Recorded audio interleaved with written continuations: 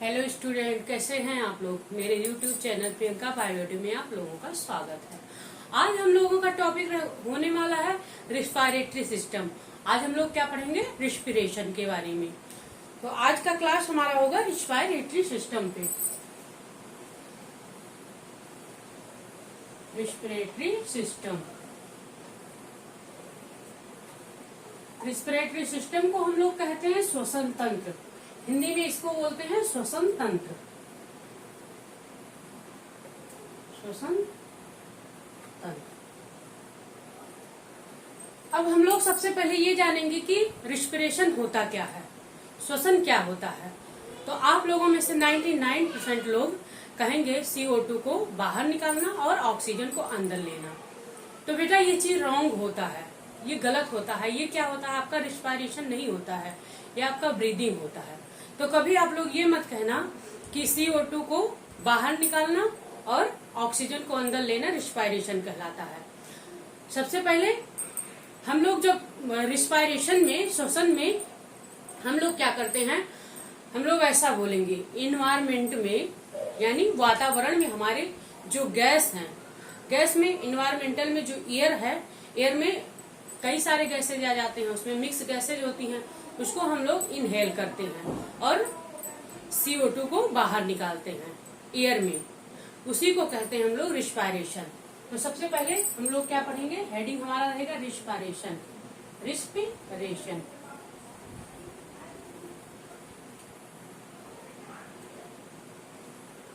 Respiration, ठीक। श्वसन, श्वसन इसमें क्या होता है, इन्वायरमेंट में यानी वातावरण में जो एयर होता है, सबसे पहले एयर, एयर कहाँ जाता है, हमारा नोज में।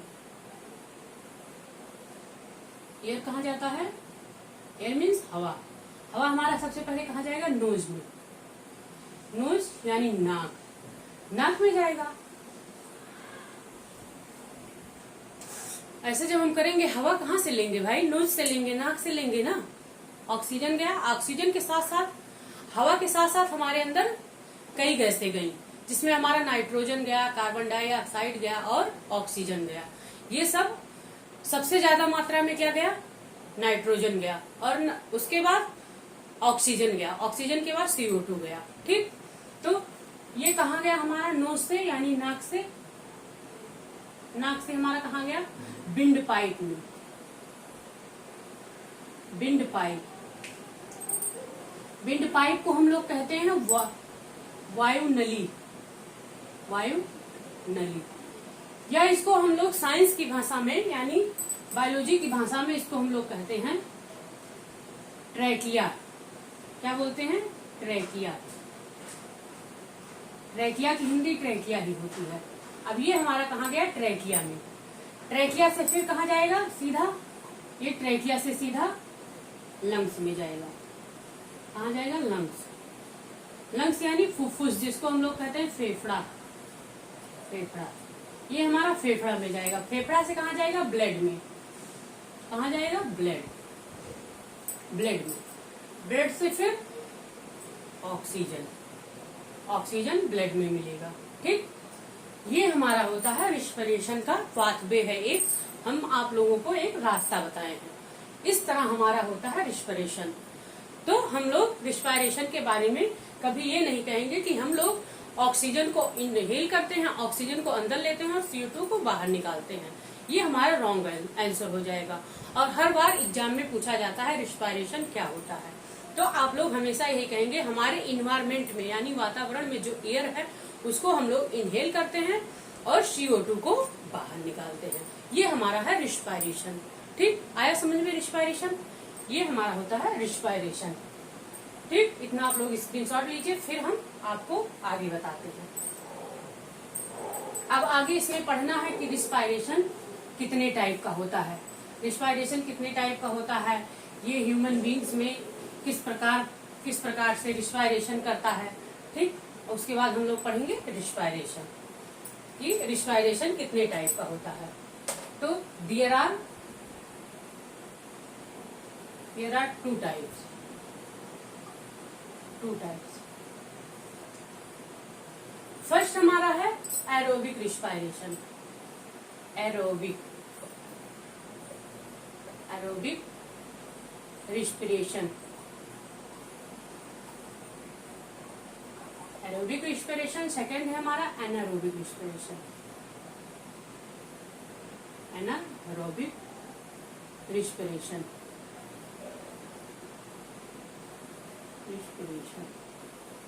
ठीक, एनारोबिक रिस्पिरेशन, एरोबिक। आप लोग बोल करके देखिए कि एरोबिक रिस्पिरेशन और एनारोबिक रिस्पिरेशन का मतलब क्या निकलता है।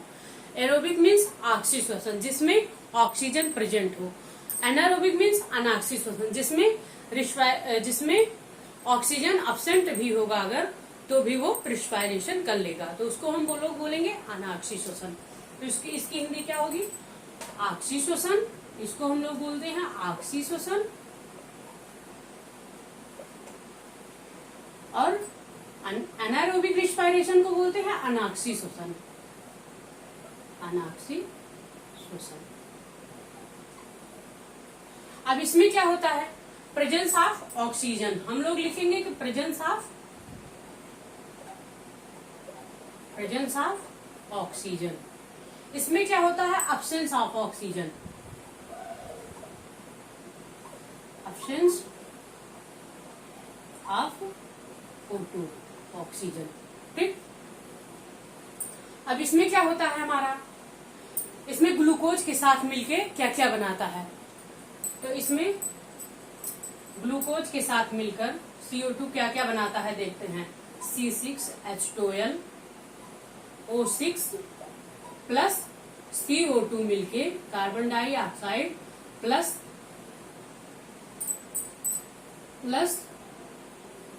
पानी मिलके यानी H2O मिलके क्या बनाते हैं? ATP बनाते हैं। ATP बनाते हैं। ATP हमारा किस फॉर्म में होता है? एनर्जी के फॉर्म में। ये हमारा 38 ATP किस फॉर्म में होता है? एनर्जी। ये एनर्जी के फॉर्म में होता है। अब ये हमारा ATP जो है वो स्टोर कहाँ पे होता है? तो हम लोग जानेंगे कि ये ATP कहाँ स्टोर होता है। आप लोगों को पढ़ाया था मैंने सेल ऑर्गेनेल्स में कि माइटोकॉन्ड्रिया को पावर ऑफ हाउस कहा जाता है।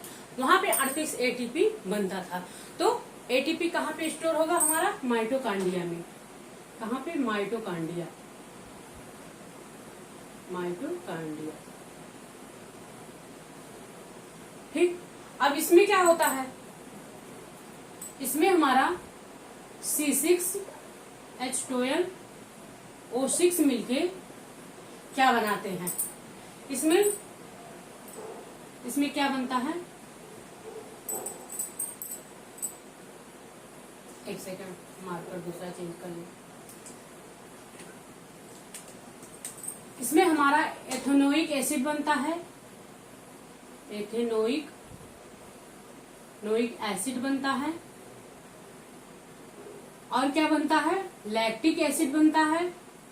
लैक्टिक एसिड और methanoic acid. Methanoic acid plus CO2 plus ATP। ठीक, ये था हमारा एरोबिक और एनारोबिक रिस्पायरेशन के बारे में। ठीक, इतना था हमारा एरोबिक और एनारोबिक रिस्पायरेशन के बारे में। ये था हमारा, इतना सब मिलके क्या होता है? ये होता है रिस्पायरेशन, जिसमें रिस्पायरेशन 2 टाइप्स के होते हैं, एनारोबिक रिस्पायरेशन और एरोबिक रिस्पायरेशन।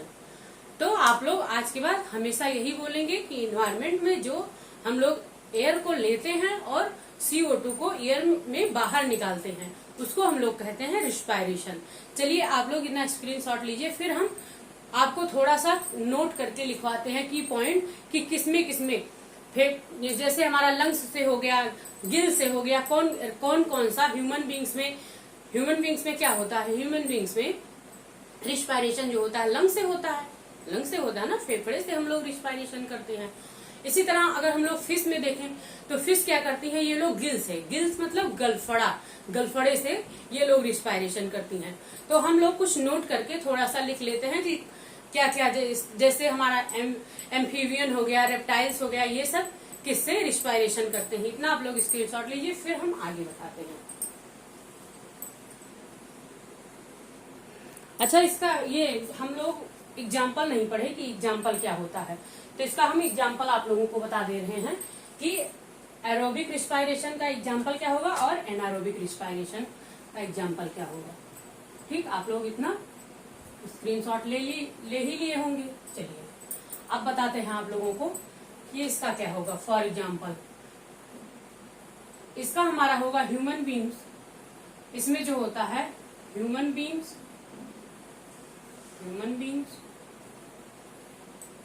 आते हैं। फिर हमारे कुछ रेप्टाइल्स आते हैं। रेप्टाइल्स यानी सरीसृपों वर्ग जो रेंग के चलते हैं, उनको हम लोग रेप्टाइल्स बोलते हैं। और कुछ एम्फीबियन आते हैं। ठीक, इसमें हमारा क्या आता है। फॉर एग्जाम्पल एनारोबिक रिस्पायरेशन में इसमें हमारा यूनिसेलुलर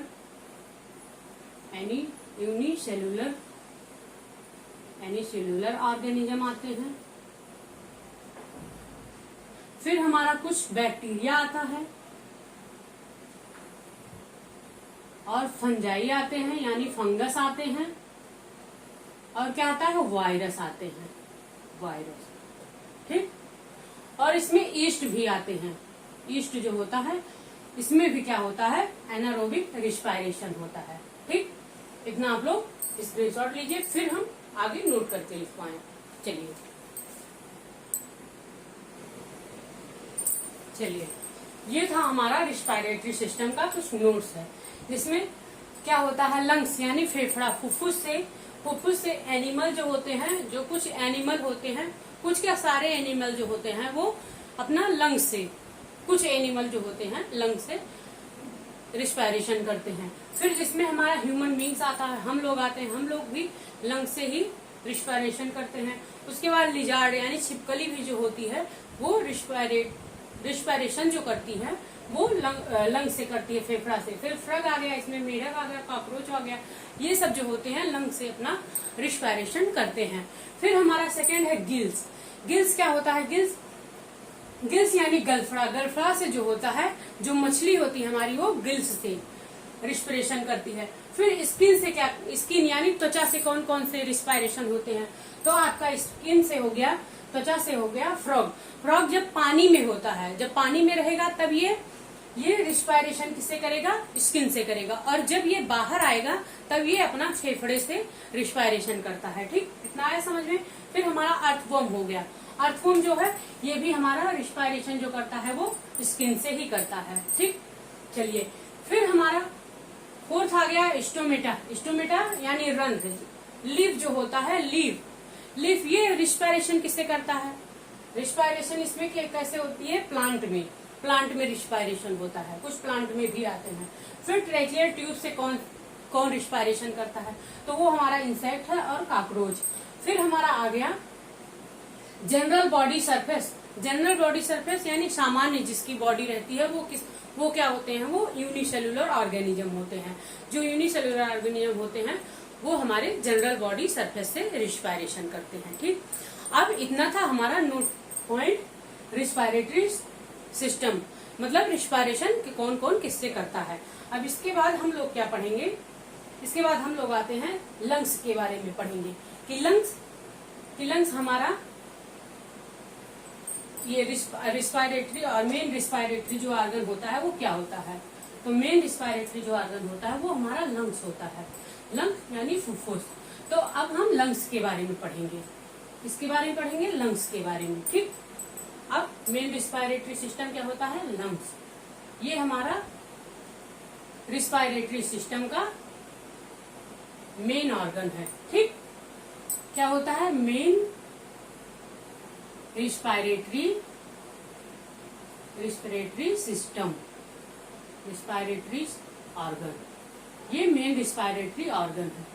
ठीक, इसका कलर क्या होता है, लंग्स का कलर। वैसे तो नॉर्मली लंग्स का जो कलर होता है वो पिंक कलर का होता है। ये बात अलग है, जो लोग स्मोकिंग करते हैं उनके लंग्स का कलर ब्राउन हो जाता है।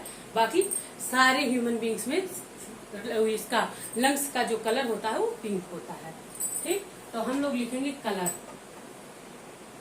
Colour pink.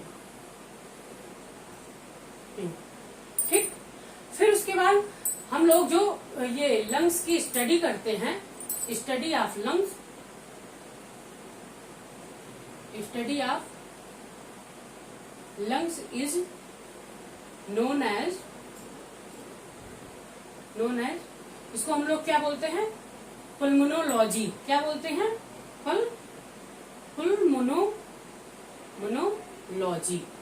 ठीक, पुल्मोनोलॉजी, स्टडी ऑफ लंग्स। ठीक, अब लंग्स में एक मेम्ब्रेन होती है। लंग्स में भाई हमारे फेफड़े के बाहर सपोर्ट करने के लिए, प्रोटेक्शन देने के लिए एक झिल्ली पाई जाती है, मेम्ब्रेन पाई जाती है, जिसको हम लोग क्या कहते हैं? प्ल्यूरा। क्या बोलते हैं मेम्ब्रेन को?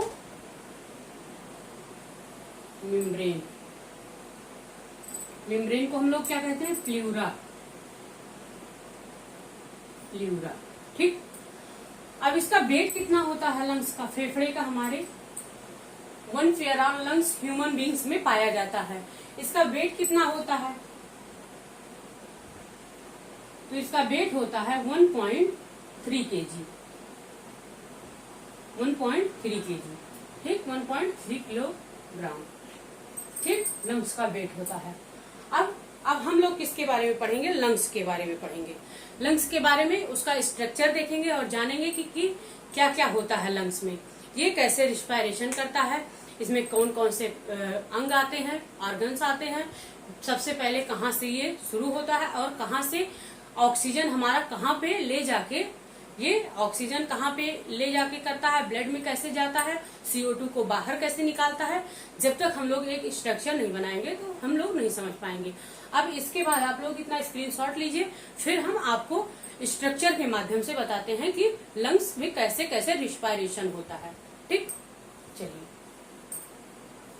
इतना स्क्रीनशॉट ले लिए। ओके,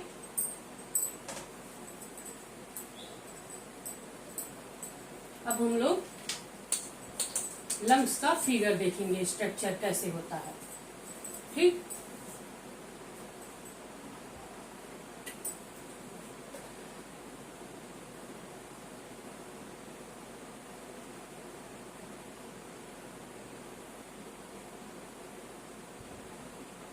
ये हमारा ट्रैकिया है, जो कि ईयर जब हम लोग लिए, यहाँ पे हमारा नोज होता है। क्या होता है? नोज।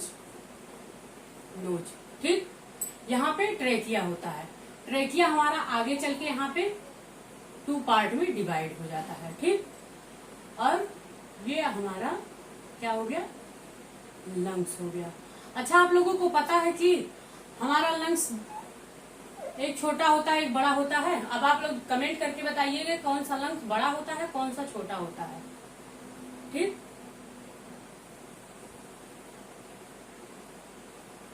ठीक है, चलिए, ये था हमारा लंग्स। आप लोग समझ ही गए होंगे। ये है हमारा लेफ्ट लंग्स। क्या है? Left lungs.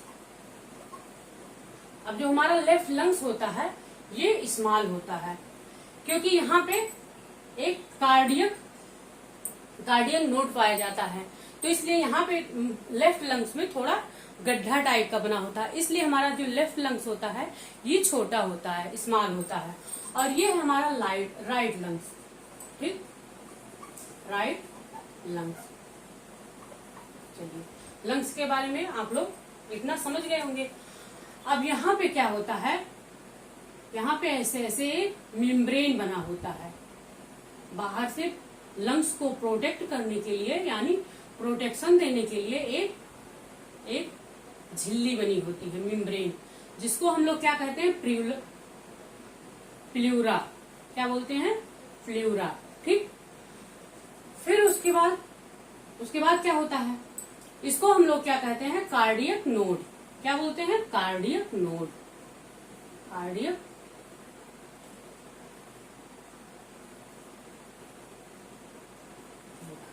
ठीक, अब सबसे मेन चीज क्या होता है? जब हम लोग रिस्पायरेशन में, जब हम लोग एयर को नोज से इनहेल करते हैं, अंदर लेते हैं, तो सबसे पहले यहाँ कहाँ आता है?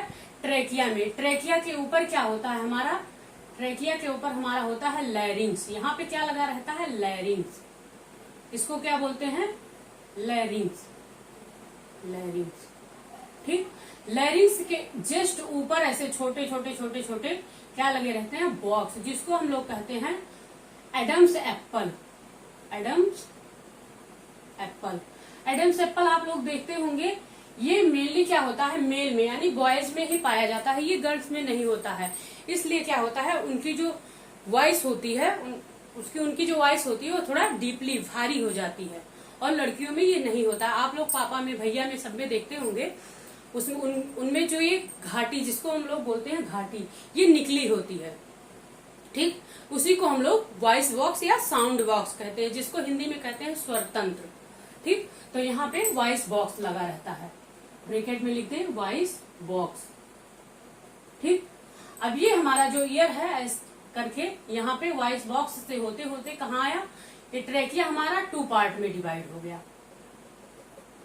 जहां पे डिवाइड हुआ उसको हम लोग बोलते हैं ब्रेंकियोई। क्या बोलते हैं? ब्रेंकाई, ठीक। अब ये ब्रेंकाई जो हमारा है, ये 2 पार्ट में डिवाइड हुआ। कितने में? 2 पार्ट में, जिसमें हमारा ऐसे ऐसे ऐसे ऐसे ये पार्ट में क्या हुआ? डिवाइड हो गया, 2 पार्ट में डिवाइड हो गया दोनों लंग्स में, ठीक। इसको हम लोग क्या नाम देते हैं? इसको बोलते हैं ब्रेंकियोल्स। क्या बोलते हैं?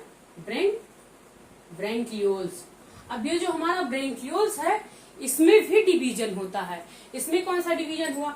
अब इसमें जब डिवीजन हुआ ब्रेंकियोल्स में, तो ये छोटे छोटे अंगूर के गुच्छे के समान ऐसे ऐसे सारे लंग्स में हमारे ऐसे ऐसे ऐसे ऐसे बन गए, ठीक। अंगूर के गुच्छे के समान बन गए, जिसको हम लोग क्या नाम देते हैं? जिसको हम लोग क्या बोलते हैं? एल्वियोली। क्या बोलते हैं? एल्वियोली। एल्वियोली। एल्वियोली को क्या बोलते हैं? एल्वियोली को भी यूनिट ऑफ लंग्स कहा जाता है। यानी ये क्या है? मेन जो है, मेन काम जो होता है रिस्पायरेशन का, मेन हमारा जो है ये एल्वियोली, यानी एल्वियोली की हिंदी एल्वियोली ही होती है। ये यूनिट ऑफ लंग्स होता है, यानी फेफड़े की इकाई इसको बोलते हैं। ये यूनिट ऑफ लंग्स। इसको क्या बोलते हैं? फेफड़े की इकाई। यहीं पे हमारा O2 जो होता है, O2 हमारा यहीं पे आता है, ट्रैकिया से डायरेक्ट होते हुए यहाँ ब्रेंकियोई से ब्रेंकियोल में, ब्रेंकियोल से एल्वियोली में, यहीं पे हमारा O2 आता है। O2 यहाँ से आके फिर उसके बाद पूरे ब्लड में जाता है, कैरी करता है, ठीक।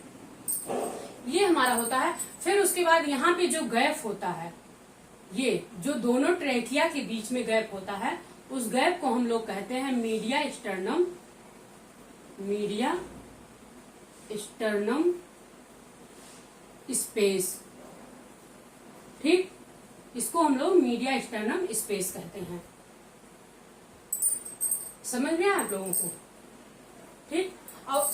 और क्या होता है? एल्वियोलाई जो होते हैं, ये हमारे पूरे फेफड़े में 1 पेयर ऑफ फेफड़े में, मतलब एक फेफड़े में ये 1 लाख, इनकी जो संख्या होती है 1 लाख के आसपास होते हैं। एक फेफड़े में एल्वियोली की संख्या 1 लाख होती है, ठीक। इतना आया आप लोगों को समझ में लंग्स के बारे में? ये था हमारा रिस्पायरेटरी सिस्टम, ठीक। चलिए एक बार और आप लोगों को बता देते हैं। हम लोग फर्स्ट टाइम इन्वायरमेंट से यानी वातावरण से जो एयर लिए, वो आया हमारा नोज में, नोज से होते हुए ट्रेकिया में, ट्रेकिया के पास क्या, ट्रेकिया पे पाया जाता है हमारा लैरिंग्स। लैरिंग्स जिसके ऊपर हमारा लगा रहता है एडम्स एप्पल, वॉइस बॉक्स, जिससे ध्वनि का प्रोनाउंसिएशन होता है, ठीक, जिससे हमारा ध्वनि साउंड निकलता है, और उसी तरह से ईयर अंदर जाता है विंड पाइप में, ठीक। फिर उसके बाद ये ट्रेकिया से होते हुए अंदर आया, ट्रेकिया जहाँ 2 पार्ट में डिवाइड हुआ, उसको हम लोग कहते हैं ब्रेंकियाई। ब्रेंकियाई बोलते हैं। और फिर ये ब्रेंकियाई जो है, ये भी हमारा 2 पार्ट में डिवाइड हुआ, जिसको हम लोग बोलते हैं, फिर ये इसका फर्स्ट डिवीजन हुआ, जिसको हम लोग बोलते हैं ब्रेंकियोल्स। ब्रेंकियोल्स का भी डिवीजन हुआ, ये डिवीजन करके क्या बना है? एल्वियोली। जो क्या होता है? एल्वियोली जो होता है ग्रेफ्स लाइक स्ट्रक्चर, ग्रेफ्स लाइक स्ट्रक्चर होता है हमारा, ठीक। ये हमारा ग्रेफ्स ग्रेप्स लाइक स्ट्रक्चर होता है। ठीक, इस तरह हमारा जो होता है रिस्पायरेशन, फिर ये एल्वियोलाई में O2 बाहर से O2 आया, फिर यहाँ O2 जो हुआ, एल्वियोलाई जो हुआ, A2 अपना अंदर फेफड़े में लेके उसके बाद सारे ऑर्गेनेल्स में, सारे सेल्स में, ब्लड में, सारे ब्लड में कैरी कर दिया O2 को। फिर यहाँ से ये CO2 उठाया, फिर यहाँ से ये CO2 उठाया और ट्रेकिया से बाहर होते हुए लैरिंग्स से, एडम्स एप्पल से, फिर नोज से ये CO2 को बाहर किया, फिर वहां से एयर से हमको जो ऑक्सीजन मिला उसको कैरी किया, उसको अंदर लाया। ये हमारा एल्वियोलाई का काम होता है। ठीक, अब इसके बाद हम लोग, ये था हमारा structure of respiratory system, structure of respiratory